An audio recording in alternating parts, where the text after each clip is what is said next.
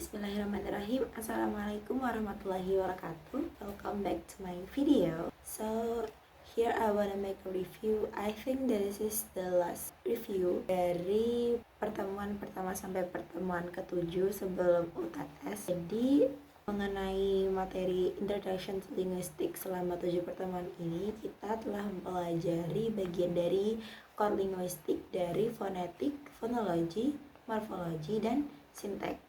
Keempat bagian dari linguistik itu telah kita pelajari selama 7 pertemuan. Juga di pertemuan kedua kita mempelajari tentang history of language dan juga organ of speech. Ini ringkasan singkat tentang materi linguistik. Pertama kita mempelajari tentang fonetik. Kita mempelajari di sini ada artikulasi, akustik, dan auditory. Fonetik ini menyediakan bunyi. Setelah itu adalah fonologi. Fonologi ini memberi makna dari bunyi yang dipelajari atau dihasilkan dari fonetik. Kemudian ada morfologi. Dalam materi morfologi ini ada coinage, ada borrowing, ada clipping, ada blending, dan ada akronim. Masing-masing dari 6 jenis tadi adalah cara untuk membentuk morfologi atau membentuk sebuah kata.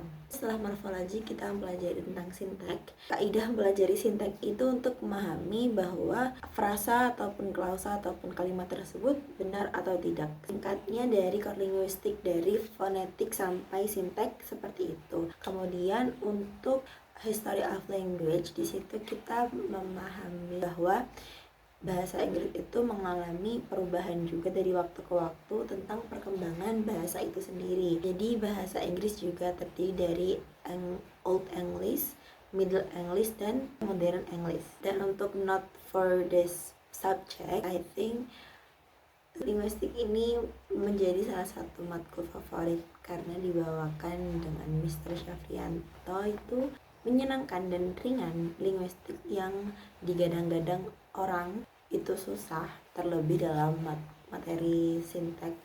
Banyak orang yang bilang linguistik itu susah, but I think setelah mempelajari linguistik sendiri tidak sesusah yang dikira, karena ya itu tadi, dosen yang mengajar itu membawa kelas seakan-akan linguistik ini pelajaran yang ringan dan mudah dipahami. Jadi setelah memahami garis besar dari linguistik ini, semakin mudah untuk memahami inti-inti dari pelajaran linguistik.